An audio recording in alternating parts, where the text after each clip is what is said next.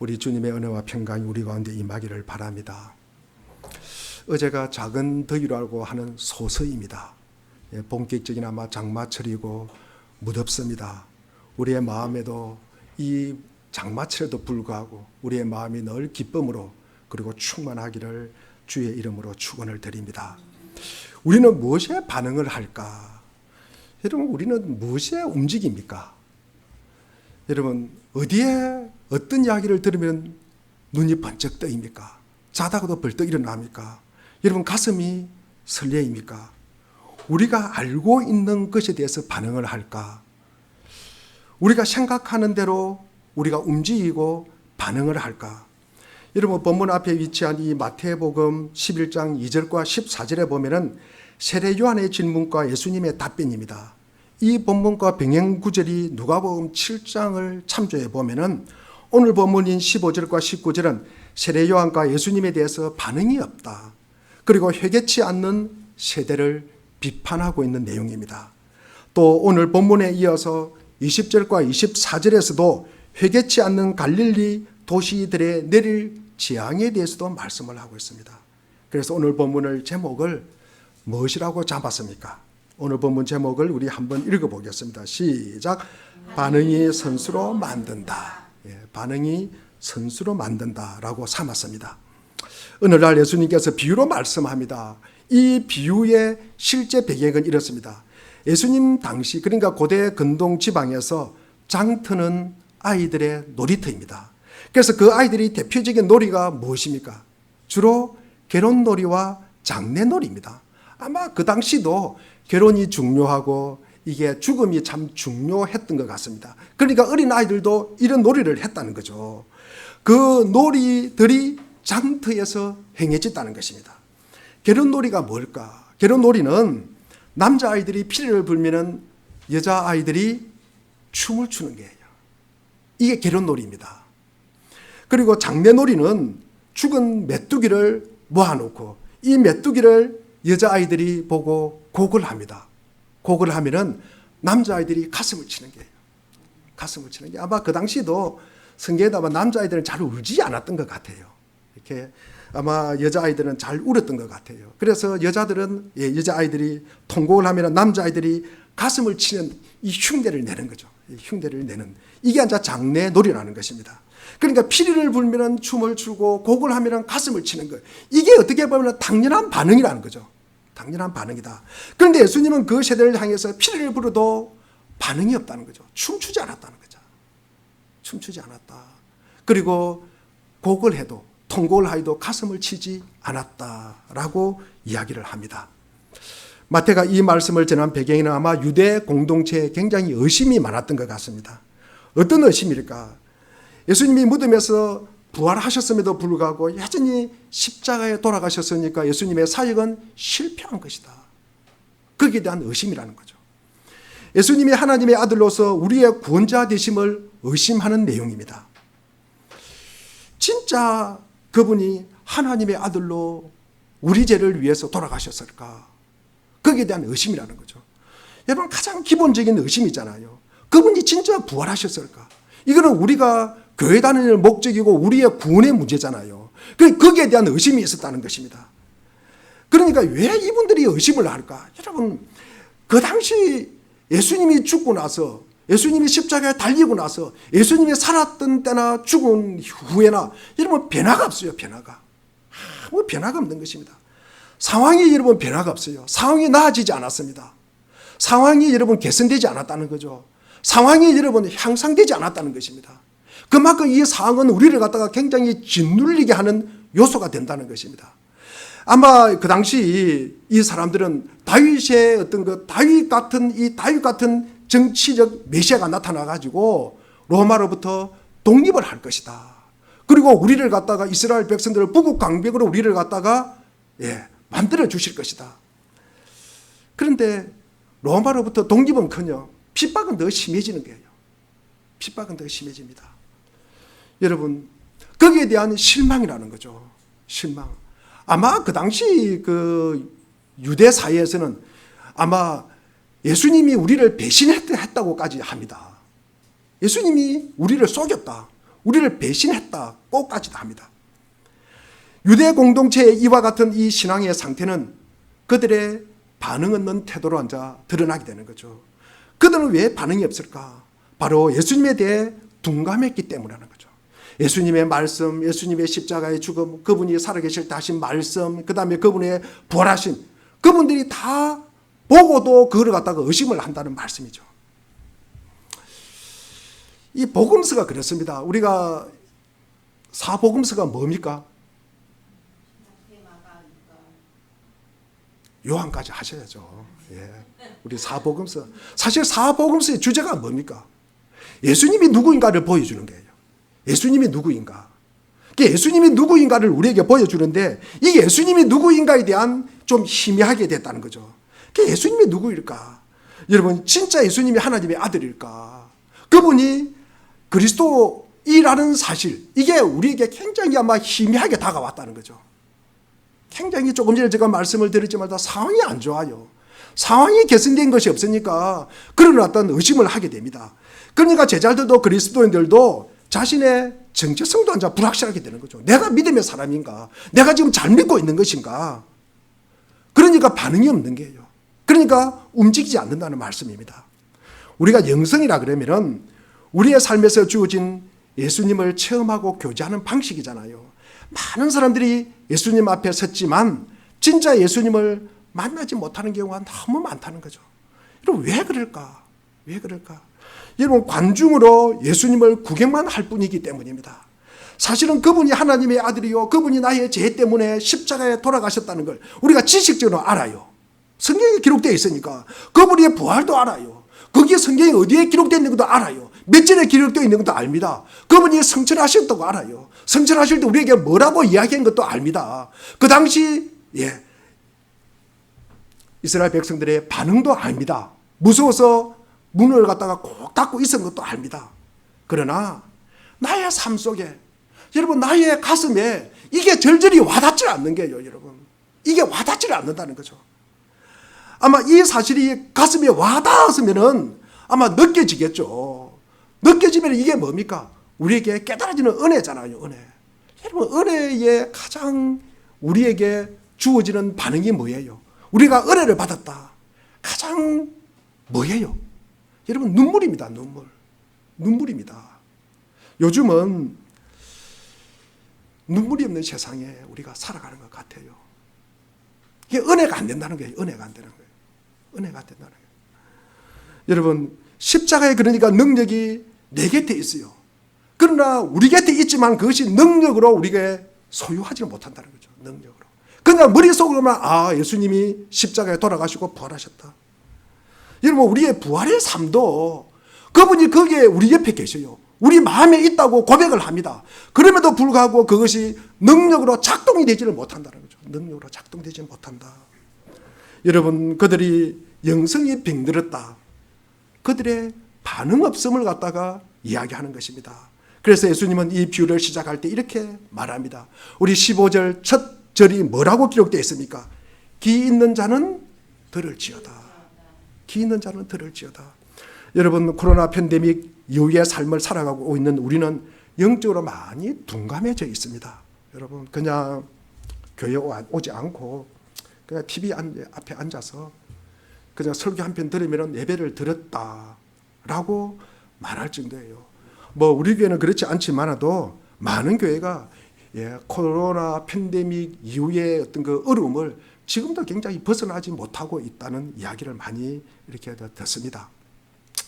우리가 영적으로 많이 둔감해졌다. 너무나 큰 어둠이 우리의 관심을 빼앗아갔다는 거죠. 사실 이런 어둠은 우리의 삶 속에 항상 있어 왔습니다. 우리가 코로나 팬데믹만 그랬습니까? 늘 문제가 있었고 고난도 있었고요. 여러분 두려움도 있어 왔습니다. 이런 문제와 고난과 그 두려움들은 실제적으로 영적 감각을 잃게 하는 일들입니다. 그뿐만 아닙니다. 유혹이라는 다른 방식으로 우리의 영적 감각을 빼앗아가기도 합니다. 우리 오늘 19절 전반절을 한번 읽어보겠습니다. 19절 전반절까지 그러나까지 자 읽겠습니다. 시작. 인자는 와서 먹기도 하고 마시기도 하니 그들이 말하기를 보아라 저 사람은 마구 먹어대는 자요 포도주를 마시는 자요 세리와 죄인의 친구로다 한다. 지금 저 사람이 누구예요? 예수님을 갖다가 보고 이렇게 하는 이야기예요. 예수님을 보고 이렇게 하는 이야기예요. 여러분, 다윗도 이런 때가 있었습니다. 있었고, 그리고 제자들도 그랬잖아요.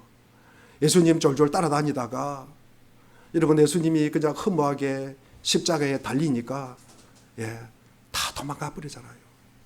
도망갔다가 돌아온 사람이 누굽니까? 요한만 돌아왔잖아요. 요한. 그래서 예수님이 자기 어머니를 갖다가 요한에게 맡기잖아요. 그렇죠. 그리고 그 예수의 어머니, 그리고 그 여인들 몇 명만 그 예수님의 십자가의 그 현장에 자리를 지킵니다. 여러분, 제가 지난주에 설교하면서 울어가지고 제가 오늘은 안 울라고 제가 기도를 많이 했습니다. 여러분, 우리가 하나님의 말씀을 읽고 보기도 하고 듣기도 하면서 영적으로 둔감해지는 이유는 바로 이 때문입니다. 그런데 사실 이것은 굉장히 위험한 일이잖아요. 여러분, 왜냐하면 우리가 고난을 견디지를 못해요. 우리가 유혹을 갖다가 여러분 넘어가지를 못하고 유혹에 늘 걸려 넘어지기도 하고, 우리가 시험에 탈 때마다 여러분 많은 어려움을 겪고, 여러분, 이것은 그리스도인이라고 우리가 할 수가 있을까? 곧 능력을 상실한 그리스도인이다. 여러분, 예수님을 유혹했던 사탄은 지금도 같은 방식으로 우리를 유혹하잖아요.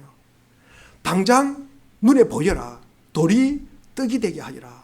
성전 꼭대기에서 뛰어내리면서 그래도 다치지 않을 것이다. 아마 하나님이 받아줄 것이다. 여러분, 한 번만 전하면 눈에 보이는 천하만국 네 앞에 다 줄게. 한 번 빠지는 거 어때? 한 번 그러는 거 어때? 한 번만 누가 보나? 한 번만 눈 질끈 감으면은 너에게 많은 것을 안겨줄게. 하나님이 살아계신 증거를 매일 손끝에서 일으켜야 한다는 이 유혹, 이것이 우리의 유혹입니다. 사람들이 얼마나 나를 갖다가 알아주는가에 초점이 맞춰져 있다는 거죠. 헨리 나우에는 이러한 모든 것들이 예수님을 유혹하는 마귀의 손에 놀아나는 것이라고 기록하고 있습니다.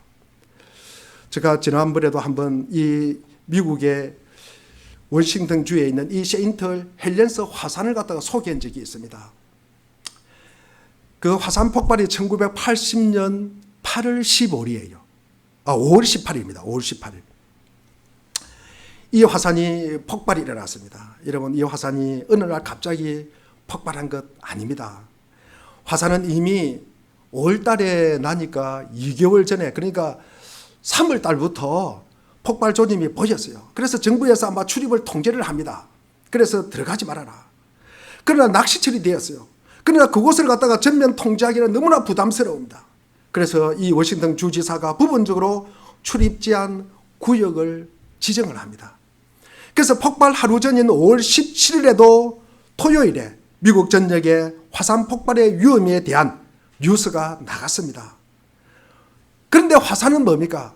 폭발하기 직전까지는 잠잠합니다. 그리고 수많은 사람들이 화산 폭발로 희생을 당했습니다. 기록에 보니까 57명이 돌아가셨다고, 사망했다고 기록되어 있습니다. 희생자 가운데는 오래전에 이 세인트 헬렌스 산 기슭에 살고 있던 84세의 헨리 트루만이라는 사람이 있었습니다. 그는 화산이 폭발할 것 같으니까 대피하라는 내용을 뉴스를 듣고 거절합니다. 전에도 괜찮았고 그 이야기는 계속해 왔고, 그러니까 그곳에 남겠다는 것입니다. 그러니 그는 화산이 여러분 폭발할 것, 이것을 갖다가 아마 이번에도 그냥 넘어갈 것이다 라고 아마 생각했던 것 같습니다. 그러나 화산은 폭발을 했습니다. 나중에 확인해 보니까 그가 살던 산장 자리에 그대로 제로되어 있었다라고 이제 기록에 있습니다. 오늘 본문 이후에도 연결된 말씀을 보면은 예수님께서 이렇게 말씀하신 후에 우리 본문 이어서 21절에 보니까 화가 있다라고 이제 기록되어 있습니다. 그 화가 있을진저 고라시나 화 있을진저 베세다야, 이렇게 이제 기록되어 있습니다. 여러분, 본문의 앞과 뒤 이야기를 갖다가 연관성을 갖다가 우리가 주의 깊게 살펴보면은 이 마태복음 11장은 회개를 촉구하는 사역을 해왔고, 그리고 세례 요한의 질문에서 시작이 됩니다. 반응이 없는 세대, 그리고 회개치 않는 세대에 대한 예수님의 비유입니다. 그리고 회개치 않는 이 갈릴리 도시의 재앙에 대한 말씀도 이어집니다. 이 말씀의 중점은요, 이 비유의 중요한 키워드 중에 하나가 반응이라는 거죠. 반응이 없다는 거죠. 반응이 없다. 그리고 회개가 없다라는 말씀을 합니다. 그런데 그들은 왜 회개치 않을까? 여러분, 조금 전에도 제가 원인은 말씀을 많이 들었지만도 반응하는 영성이 없기 때문입니다. 반응하는 영성이 없기 때문입니다. 여러분, 거기에 대해서 예수님이 이렇게 말씀했다. 15절에 기 있는 자들은 들을지어다. 우리가 한글 성경에 보면은 기 있는 자들은 들을지어다 라고 이제 번역을 합니다. 그러나 초기 본이나 우리 NIV 성경에도 보면은 이게 기들 단수로 되어 있는 것이 아니라 복수로 되어 있다는 거죠. 그래서 이제 번역을 이렇게 합니다. 기들이라면 뭡니까? 다시 다른 말로 하면 뭐겠습니까? 기가 두 개잖아요. 그러니까 양쪽 기 이렇게 이제 번역을 합니다. 그래서 그러므로 이것을 갖다 우리가 양쪽 귀를 열고 우리가 주의 말씀을 잘 들어라. 그런 말씀입니다. 예수님은 우리의 양귀를 열어서 예수님의 말씀에 귀를 기울이라고 하십니다. 우리가 시대를 이기는 말씀의 능력과 은혜가 이 시대에 나타나고 있지 않다면은 그것은 말씀이 없기 때문일까? 여러분, 말씀이 없기 때문일까? 오늘 누가복음 19장, 오늘 본문 19절 후반절을 한번 읽어보겠습니다. 후반절입니다. 그러나부터 시작. 그러나 지혜는 그 한 일로 옳다는 것이 입증되었다. 여러분, 지혜가 뭘까? 제가 주석을 쭉 찾아보니까 지혜는 하나님을 이야기합니다. 지혜의 하나님. 그러니까 하나님은 세상을 창조하시고 역사를 갖다가 주관하시고 그리고 개개인의 삶을 갖다가 인도하셨다는 거죠. 개개인의 삶을 인도하셨다. 그래서 이 평행복물이 누가복음 37장 35절에도 덧붙여져 있는 내용이 있습니다. 지혜는 자기의 모든 자녀로 인하여 그 한 일, 그 행한 일로 옳다는 것이 입증되었다는 거예요. 그러니까 그 자녀의 모든 일, 우리를 보고 우리의 행함을 보고 그것이 옳다는 것이 입증되었다라고 누가복음에는 기록되어 있습니다. 주님은 여전히 말씀합니다. 우리에게 우리를 제자로 부르셨다는 거죠. 제자로 부르셨다는 거죠. 이것이 은혜입니다. 우리가 두 귀의 민감함을 사용하지 않기 때문에 목자 없는 양처럼 그리고 세상에서 결국 길을 잃고 살아가는 것이다. 주께서 반응하는 영성은 반드시 행함 가운데 능력으로 나타나는 것입니다. 제가 지난 수요 예배 때 요한복음 18장 1절부터 11절 말씀을 전하였습니다. 그 내용은 예수님이 잡혀가는 내용입니다. 예수님이 잡혀가는 내용입니다. 그런데 예수님께서 자기를 잡아러 온 자에게 너희들이 누구를 찾느냐 이렇게 물을 수가 있을까? 여러분, 이걸 물을 수가 있을까? 여러분, 우리 그렇게 할 수 있겠습니까? 그들이 대답합니다. 나사렛 사람 예수를 찾는다고. 그러니까 예수님께서 우리 요한복음 18장 5절입니다. 요한복음 18장 5절 말씀을 읽어보겠습니다. 시작. 그들이 대답하였다. 나사렛 사람 예수요. 예수께서 그들에게 말씀하셨다. 내가 그 사람이다. 예수를 넘겨줄 유다도 그들과 함께 서 있었다. 내가 그 사람이다. 내가 그 사람이다. 여러분, 우리도 이 말씀 할 수 있을까? 이 말씀 할 수 있을까? 여러분, 자신의 자리가 잡혀가는 자리예요. 자기가 잡혀가면 죽어요. 불리한 자리예요. 불리한 자리예요. 여러분, 그 자리를 피하지 않고 지켰다는 것입니다. 이게 일주일 내내 저에게 얼마나 은혜가 되는지. 여러분, 왜 그럴까? 왜 이 말씀을 할 수 있을까? 여러분, 예수님은 하나님의 말씀에 바르게 반응하는 것입니다. 반응을 하는 것입니다. 그게 그리스도를 따르는 우리에게 믿음의 실력이다. 라고 박영선 목사님께서 그렇게 표현을 하셨습니다. 성도는 능력을 구경하는 구경꾼이 아닙니다.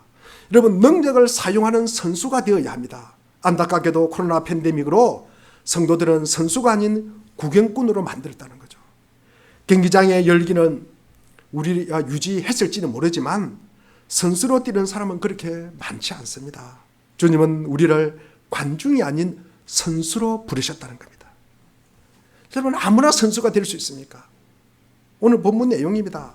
선수가 될 수 있는 사람은 누굴까? 선수는 어떤 사람이 될까? 여러분, 선수가 될 수 있는 사람은 반응하는 사람이에요. 반응하는 사람. 반응하는 사람.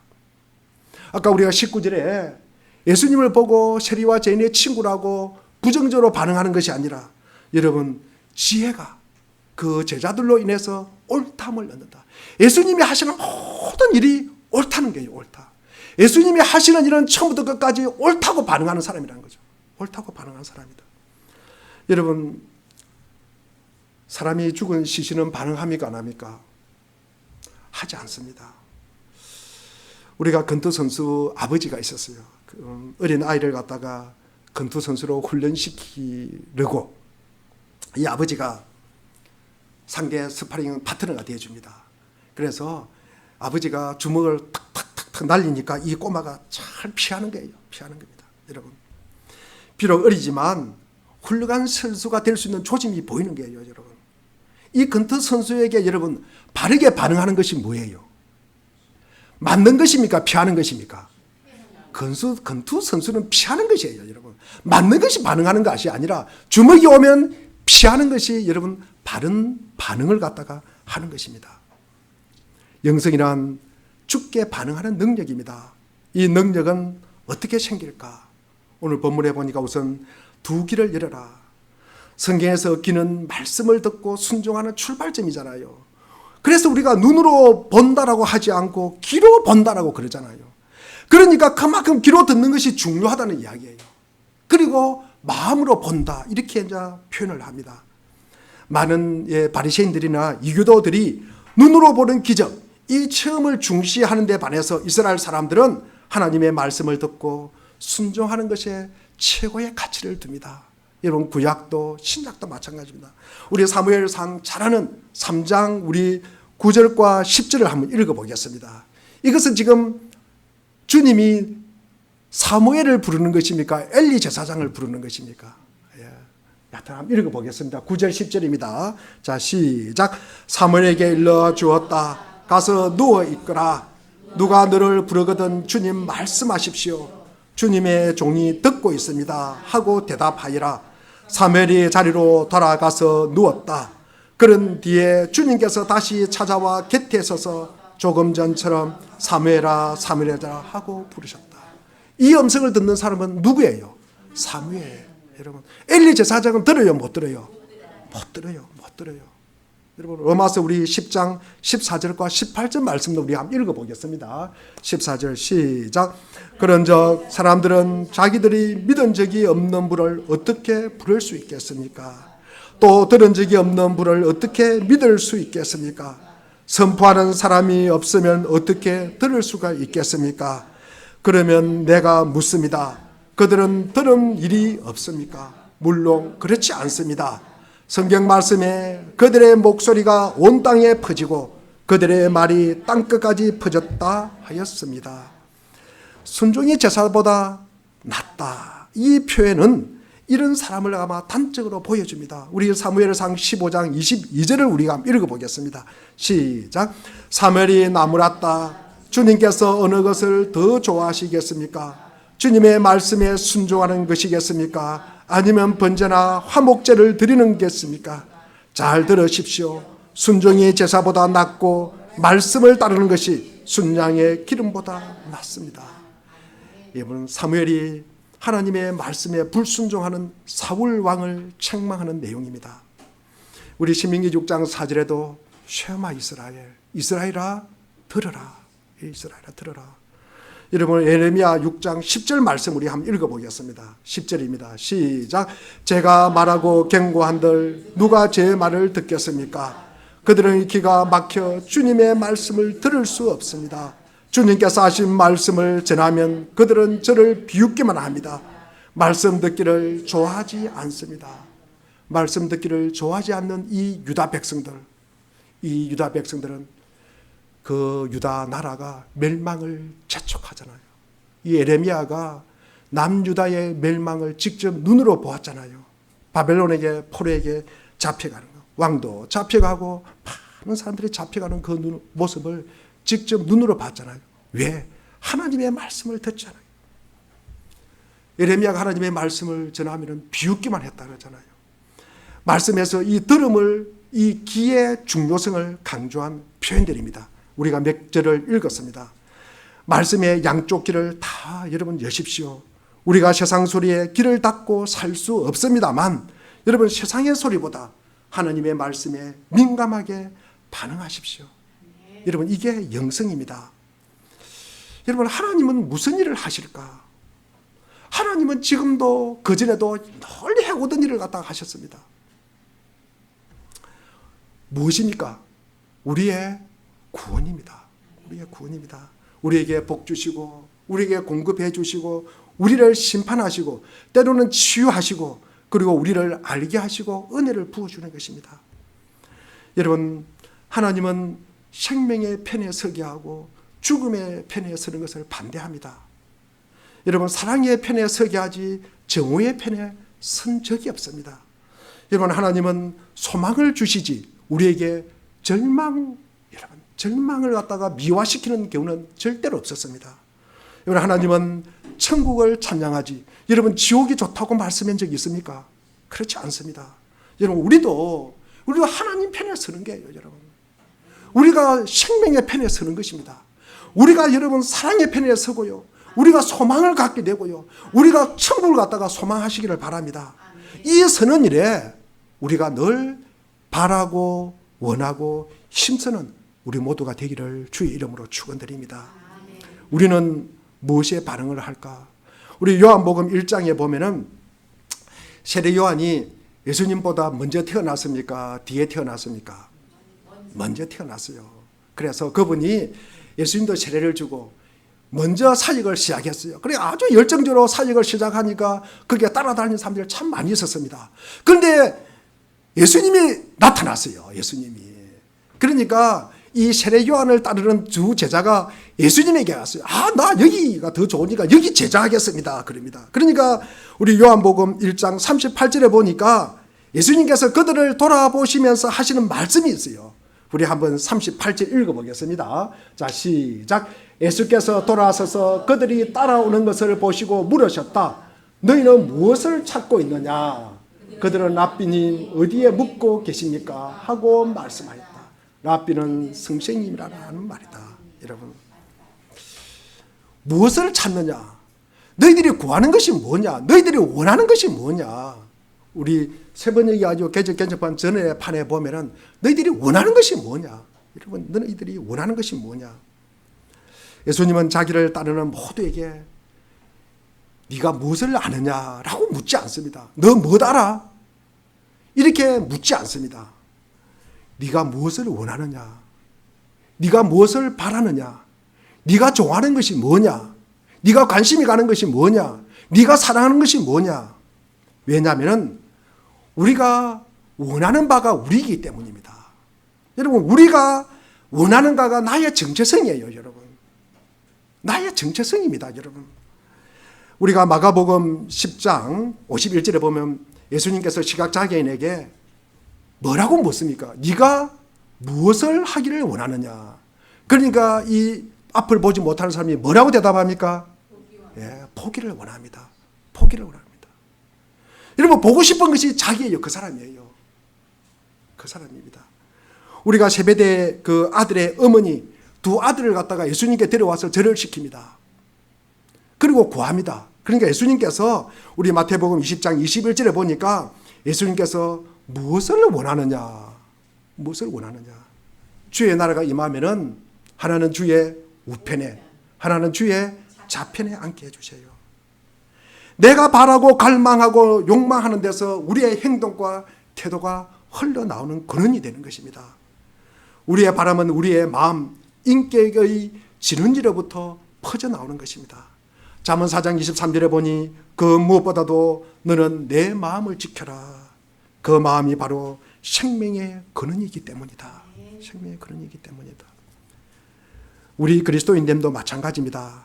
하나님을 알고 그분에 대해 배우고 그리고 배우는 암과 믿음의 문제도 중요하지만 이것보다 더 중요한 것은 열망과 갈망의 문제라는 것입니다. 그분을 따르라는 예수님의 명령은 우리의 사랑이나 갈망을 그분의 사랑이나 갈망과 일치시키라는 명령입니다. 하나님이 원하시는 바를 원하고 하나님이 욕망하시는 바를 욕망하고 하나님을 열망하고 갈망하고 하나님이 모든 것 안에 모든 것이 되시는 세상을 간절히 구하라는 명령입니다. 히브리서 4장 12절에도 보면 하나님의 말씀 사람 속에 꿰뚫어 우리 44장 12절 한번 읽어보겠습니다. 히브리서 제가 읽어보겠습니다.